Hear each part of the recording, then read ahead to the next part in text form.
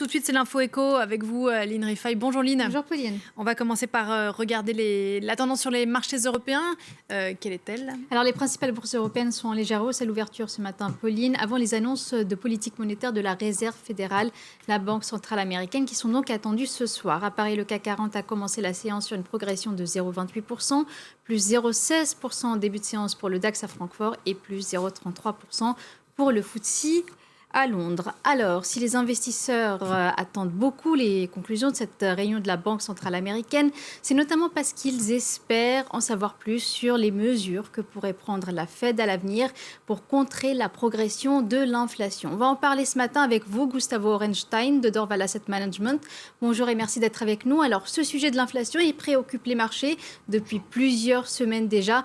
Quelles sont, selon vous, les attentes des investisseurs vis-à-vis de la Réserve fédérale ?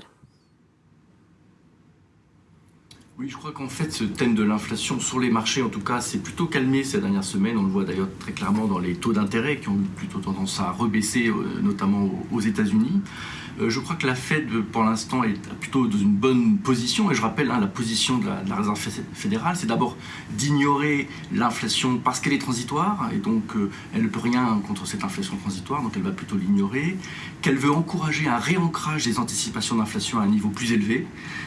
Et ça, pour ça, elle veut vraiment un vrai plein emploi aux États-Unis. Donc, vraiment que la reprise touche pleinement le marché du travail.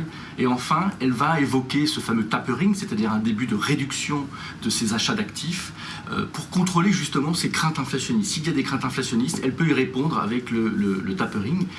Pour l'instant, les attentes des investisseurs, c'est pas d'annonce aujourd'hui, mais plutôt une attente d'une annonce à Jackson Hole au mois d'août, donc dans cette grande réunion annuelle des banques centrales aux États-Unis, pour une première hausse de taux quelque part en 2023. Donc on voit qu'il n'y a pas du côté de la Fed une énorme pression pour se précipiter à faire quelque chose dès aujourd'hui.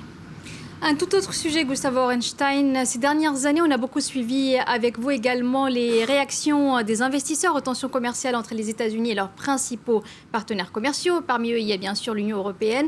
Alors, surtout, ces tensions, elles se sont exacerbées sous la précédente administration Trump. Est-ce que pour les marchés financiers, une page se tourne désormais après l'annonce hier d'un accord entre Européens et Américains pour résoudre leur vieux conflit sur les subventions accordées aux avionneurs Airbus et Boeing ? Alors effectivement, on savait dès l'élection de Joe Biden à la Maison-Blanche que ça signifiait quand même un apaisement des relations, notamment commerciales, et surtout avec les alliés traditionnels des États-Unis que sont les Européens. Et un certain retour au multilatéralisme. Et je crois que l'accord qu'il y a eu effectivement sur ces luttes entre Boeing et Airbus, qui datent déjà depuis de nombreuses années, donc cet accord va vraiment, et dans cette veine-là, d'un apaisement des relations internationales.